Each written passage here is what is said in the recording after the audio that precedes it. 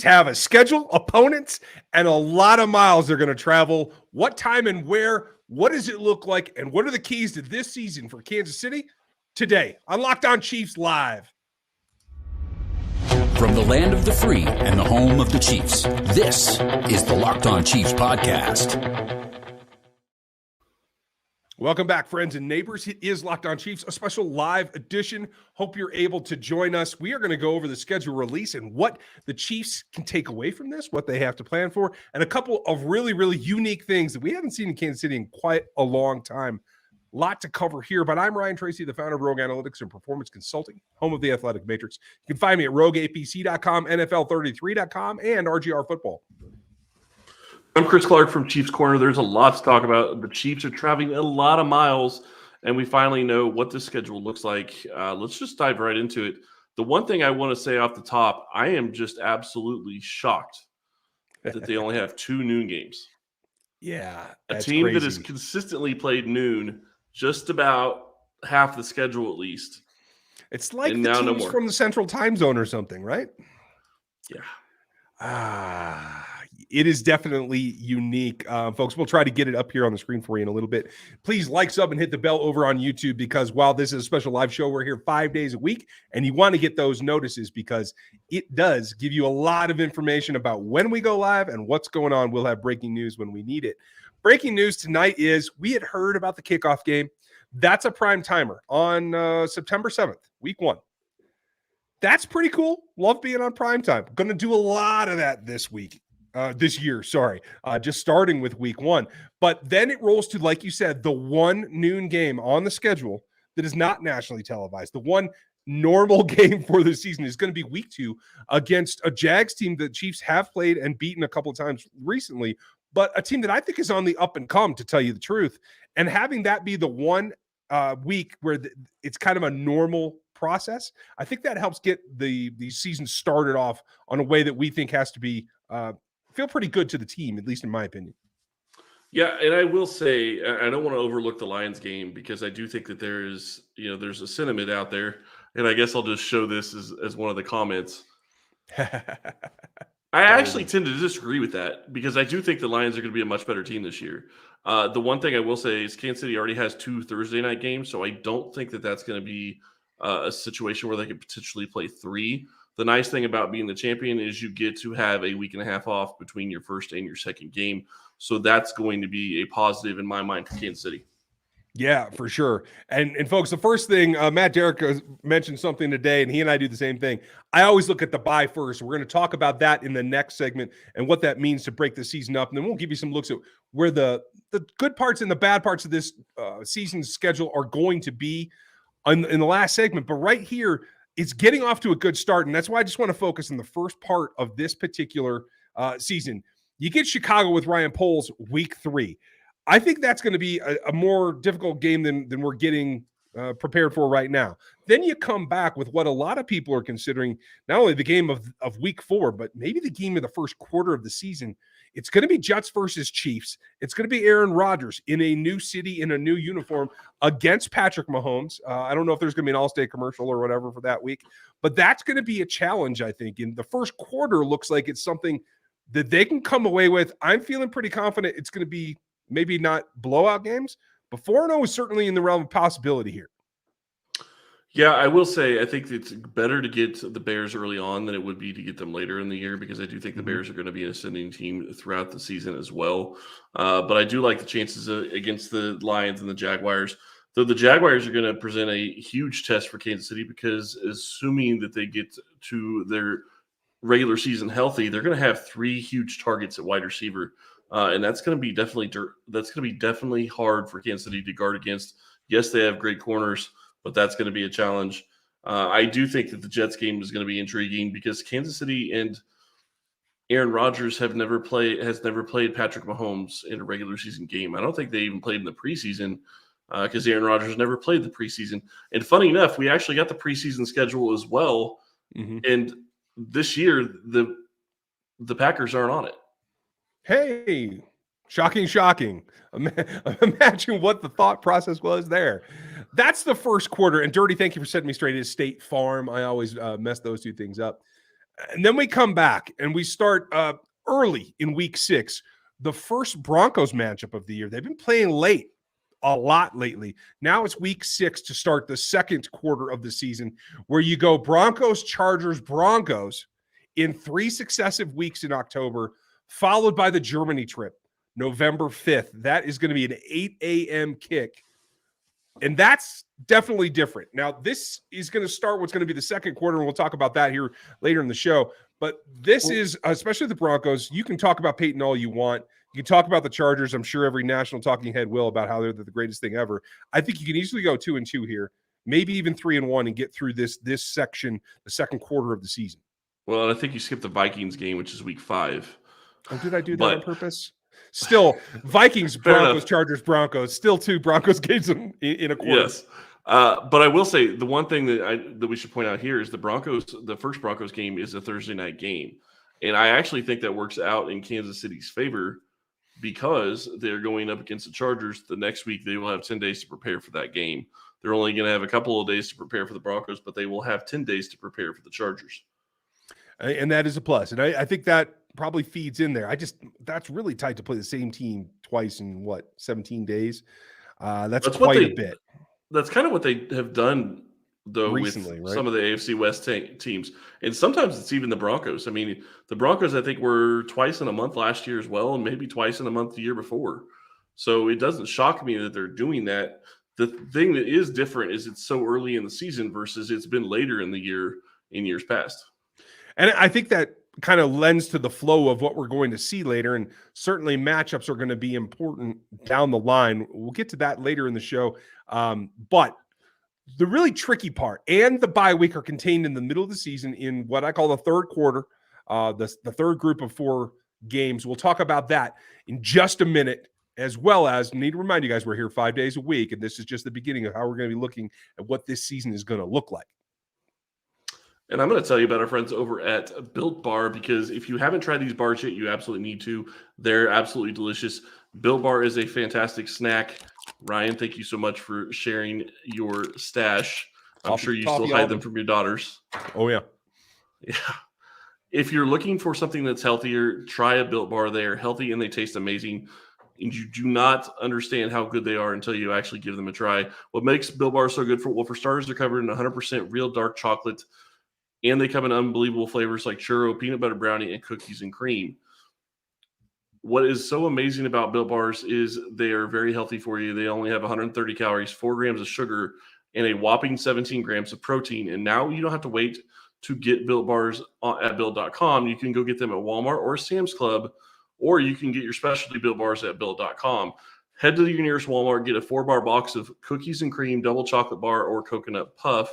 And at Sam's Club, you can get a 13-bar box of hit flavors, brownie batter puff, and churro puff. You can thank us later. I will definitely thank you. And I thank the league for this schedule, because I'm happy about one thing in particular. And I'm sharing, I'll share my screen here, Chris, if you can put that up for everybody. Sean, no, you didn't miss it. It is out, and we're going through it. We're about halfway. The first half of the season is kind of covered here. Lions, Jags, Bears, Jets, Vikings, Broncos, Chargers, Broncos. I kind of messed that up a minute ago, but that's the first 8 games. And then it gets kind of funky. And like I said, they are going overseas, going to travel a lot of miles for a November 5th game that kicks at 8:30 a.m. That is definitely different. It's part of the league's focus on expanding the league across the world. This is in no small part due to Clark Hunt and what he sees as a vision for the future of the NFL. It is the Chiefs being on the forefront of it, and when you come off a championship, it makes a lot of sense as well. But the interesting thing to me is the way that they laid out the third quarter of the games, 9, 10, 11, and 12, right? And that is November 5 in Germany. Then you get a bye week. So you get some time to come back and readjust, reacclimate. That is quite a long trip. Then and you an go, extra day. Right, definitely. Then you get the Monday night game on the following week. So that is 15 complete days between ball games. That's a pretty good stretch. Then you get the Raiders on November 26th. And Then it is the Green Bay Packers on Sunday Night Football, December 3rd. So in the gap of 28 days, you're going to have 15 where you don't play a ball game. That's kind of unique. But despite it being a little bit weird, I love where they put the bye because it allows them to go be ambassadors for the NFL and not get penalized for it. I think that's important. If you're going to send teams farther than it is to go to London, et cetera, like I know it's just like a time zone or something, but it's still significant. And I like having the later bye week so that it's splitting the season more perfectly in half. 9 games up front, 8 games in the back half of the season. I like the way they did this. What do you think? Well, and you can't get much more broken up than they did this. With the bye week, either week 9 or week 10 is the perfect way to split it if you're looking to trying to be in the middle of the schedule. So at this point, I think that they did a great job giving the Chiefs the opportunity to have some rest, get ready for some different games. The Sunday night game against the Green Bay Packers is going to be intriguing to me because at that point, we will know what Jordan Love is able to do for Green Bay. We will know what type of offense they're going to have, what type of team that is going to be on December 3rd. And then they come back and they look at a very tough schedule for the next 5 weeks, really. Yeah. But the big thing is right after the bye, after that extra rest, is they get the rematch with the Philadelphia Eagles. I haven't made the predictions, folks. We will do that over the summer before we get to training camp and predict next season. But right now, I got to tell you, I'm leaning towards Eagles and Chiefs doing a repeat of what we just saw happen. If you happen to be on YouTube, you'll recognize that. It's that extra preparation coming off of the long trip to Germany that I think is important here. I think that gives that Chiefs a little bit of an advantage playing against the Philadelphia Eagles in Week 11, which is the Monday night kick. Do you think that that's significant or that they did that purposefully to put that after the bye week? I don't know that they did it purposely to put it after the bye week, but I do think it's significant that Kansas City gets a chance to prepare for the Eagles coming off a bye. I like that part of it. So, whether or not they have to do it right after their bye, I don't know. But, having a bye week before that, before that game is certainly going to be better than after that game. And I'm trying to think, well, it's funny enough, Philadelphia has their bye week the same week. I think that helps even up the matchup. That makes sense. So it's not a matter of one team having a bye week and the other not. So, yeah, it makes sense. I'm just kind of surprised because it usually doesn't work out that way. No, it really doesn't. And I think it does feed into a couple of storylines that the league wants to promote. What do you guys think? Hit us with your comments here in the chat. And as well, if you're watching this on replay, we'd love to hear from you guys too about what you think about the schedule overall. We'll also take it in the iTunes reviews, that is Apple Podcasts, as well as Spotify. I'd love to know what you guys think about that. Because at this point, I feel like the third quarter there, that string of games with Miami, Philadelphia, then back to the Raiders and Green Bay Packers, who, by the way, Jordan Love played most of his action against the Chiefs 2 years ago. And if I remember correctly, that didn't go so well for Kansas City that night. So that's certainly not a slack-off game. I think 2-2 here is a reasonable explanation for what I hope will happen. Yeah, and I will say the one thing that they didn't have going for them playing Week 13 is they didn't really have film on Jordan Love. They're going to have plenty of film on Jordan Love by the time they play this game in Week 13. So I do think that that's going to be a little bit different. And the other part of this that we haven't even discussed really is you look at what Kansas City has done in the past. Their defense starts slow. Usually by week 11, week 12, they're starting to get to a point where they're actually hitting their stride. They get back to, Spagnuolo knows what his team is capable of. And I think after the bye, you're going to see a defense that's a lot different than the first 9 weeks. Yeah, I agree. So we're going to come back, finish out the last quarter of the season, and then go to what we think. What are our favorites? What are the ones we want to watch the most? And what do we think is going to be the most important games of this coming season right after this? So we're hitting our stride here. We have what is usually December, a month that you have a lot of AFC West action, right? Not that much this time. It is December 10th. Buffalo Bills come to town. Another perennial matchup here. And they're doing this by no means by accident. Then the New England Patriots, maybe slightly rejuvenated. We'll see what their quarterback situation is.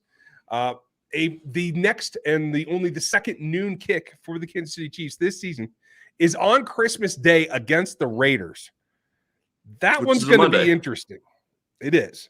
It's going to be interesting, though. You do get a noon game, but it is a nationally televised game. So, once again, lots and lots of eyes on you. They come back on New Year's Eve. That afternoon, kick against the Bengals at 3:25. And then they finish it the next week, determined by scheduling and flex, will be the last game against the Los Angeles Chargers. So, there are 2 of the 5 games are AFC West. 2 of them are also teams we expect to be right in the thick of it in the AFC playoffs as well. So maybe even 3 if you count the Patriots. What's your gut feeling tell you?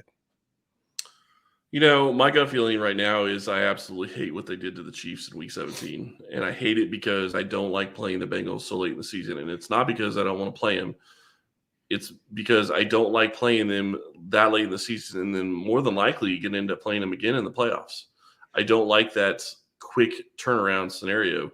So for me, I really don't like that, especially considering they're coming off and actually a short week at that point because they will have played on Monday night and it's going to be a Sunday game. So, and they're going to be playing Monday night on two separate weeks.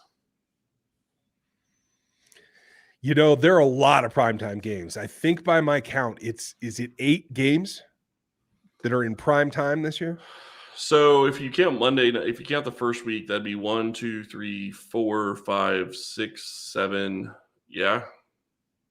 8 primetime games, 2 noon kicks. One of them is a nationally televised game, though. So there was only one time this entire season where we'll be on a normal kind of day where half the country gets to see the Chiefs play. The rest of the time, it is full throttle, red and gold, all over this NFL schedule. This is league buy-in. And I love to see that aspect of it. This puts a light on what I think is a burgeoning dynasty, and you want to have that exposure. It also comes with a little bit of pressure. You're going to play the Jets early. That might be one of my favorite matchups because I love the quarterback duel. And I have to admit, the Jets have come a little bit further into the spotlight. I think they could have made a playoff push last year if they just had a quarterback. Now there's no excuse. That early season, that and the Germany game against Tyreek and the Dolphins, those are probably my 2 favorite matchups just to get out there and see the explosive nature of the offenses and see what happens. Before I give you my favorite games, I do want to say starting in Week 12, they can't have flex scheduling. And scroll down just a second and let me point something out. Kansas City's in a 3:25 time slot in every single chance they have that's not prime time, which means any of those games could possibly potentially get flexed to a late game. So I don't know that, according to the league, I don't know that Week 1 counts as a primetime game because it's, you're on Thursday night and you're opening as a Super Bowl champion. But according to schedule makers, it doesn't seem like it does because they were saying that Kansas City got 6 primetime games. Okay. So in that case, they could technically get one more. I still count 8, considering everything that we've talked about. But if you scroll back down, you have to wonder, does that December 10th game or December 31st game get flexed? That's true. It could be. It's tough. Those are both perennial playoff teams right now with arguably the next couple of quarterbacks in the AFC. It's hard to see that getting flexed anywhere but to a primetime game. Yep. So they're in a position where they could be primetime pretty much for 7 games this year, counting what the league counts as primetime games. And who knows what's going to happen in Week 18. I think everything goes out the window Week 18. So it may not matter if they have 7 games. If Chiefs-Chargers ends up being something for maybe the division, which I don't see that being the case, but we'll talk about our predictions later. It's going to be intriguing. This is going to be a good schedule. I really like Week 11. And the reason I like it is because, to me, you have gotten to a point where you know where your team is, you know what you're capable of on offense and defense, and you're going up against the team that you beat in the Super Bowl last year, and you get to see who improved the most from last year. Mm-hmm. I agree. It's a check base. Front offices had their off season. They've got their new rosters. who can fight through attrition, who can survive the injury bug. There's a lot of things that go into that matchup. But coming off of this last Super Bowl, I think they've made strides, and you can foresee it. That's a good check-in. A couple weeks later against the Bills and the Bengals. Now, while I don't list those as my favorite games, I think those are the most pivotal games. The ones that you talked about, December 10th, December 31st, 14 and 17. Check this out. I haven't checked the schedule to verify this, but Bengals get 2 extra days to play the Chiefs because they play on Saturday the week before.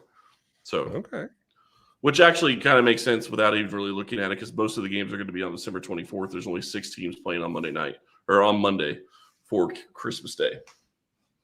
Fair enough. And, a little extra. Chiefs have been on that end of it as well. So I'm not too worried about the extra preparation. At least it's at home. Yeah, and honestly, it won't make any difference to Andy Reid and his staff. They will be planning for that next week, let alone the month leading up to that ball game. For those who feel like it's just a week-to-week thing, no. There are definitely hot spots on every schedule every year that the staff and particularly the players circle. They know when it's coming. They're preparing for that game, and I know the Bengals will be one of them. It feels like it's going to be the Bills and the Eagles as well. We'll just have to see how their seasons progress. Scroll back up, please. Okay. So I was going to say the week 11, week 14, and week 17, I feel are going to be pivotal games that I'm sure the staff is going to have huge implications on. And if you look at it, I would also say week 2 is going to be a good marker for this team. I think the Jaguars are going to be a good team. They're a playoff team last year. They gave Kansas City a hard time, and Doug Peterson's a great coach. Trevor Lawrence is a great quarterback. They have a lot of weapons there. Obviously, all of this is subject to teams being healthy when they play. True. But I really like Kansas City's schedule. I think it works out really well, and I do like the Lions kickoff. I know a lot of people think that may be kind of a week 1 game.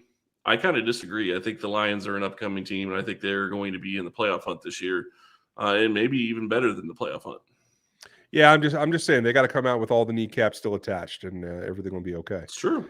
Dan Campbell's team is for real. I'm telling you. Okay, so those are our favorites. What's the pitfall? What are you worried about? Which game gives you the most concern? Looking at the schedule, probably. Honestly, early on, I'd say look at all those away games. It helps Kansas City late in the season because they have a lot of home games late in the season. But, playing away at Jacksonville is going to be tough. Playing away at New York is going to be tough. I'm not so worried about Minnesota, but Minnesota was a good team last year, even though their quarterback isn't great. And the Broncos are going to be tough this year just because you don't know what you're going to get into with Sean Payton and how he's going to get Russell Wilson going. Quite honestly, week 4 is kind of scary to me, and it's not really because of Rodgers. It's because of the team that they put around Rodgers.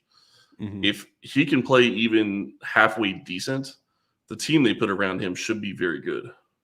Agreed. For me, the tripwires are Monday Night Football against the Eagles, coming off of that bye. Although, Andy's bye record is something to be marveled at. And the sleeper that I think – they may have a better season to this point. We'll see if that's correct. Than most people are giving them credit for now is Monday night against the Patriots on December 18th. I think that's going to be important. Maybe not super pivotal. Maybe I'm giving them a little bit too much credit, but I think that's something that they could come back and they have to keep their eyes on as well. Well, and the big question that I have, we see this every year. You can have great players, but you have to have great coaches. Did the Eagles get at least on par with where they were coordinator-wise going into the season? I think that's really going to affect how their season goes. Yes, it could be a fantastic game. It could be a rematch of the Super Bowl, and it could be going down to the wire. And I think Kansas City's got to feel pretty good if it does. But again, there is a change when it comes to the Eagles. And there's a change when it comes to Kansas City, though. Kansas City's in a spot where they kind of have the familiarity of Matt Nagy's been here before. Andy Reid's still the one calling the plays. They know what is going on, and it's all kind of going to be the same. Been here, done that is something I think is going to get said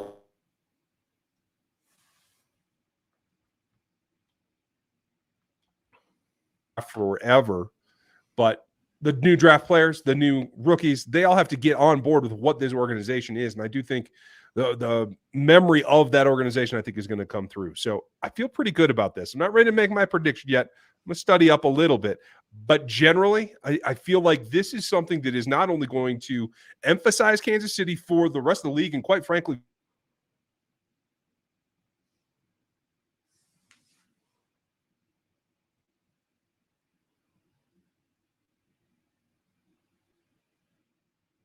Yeah, it does look like this is going to be a schedule that is to be reckoned with. And it looks like maybe Ryan froze on this one. So apologies there. And I don't think he's going to be making it back. So let us know what you guys think in the comments. Let us know what you think on YouTube. He is back.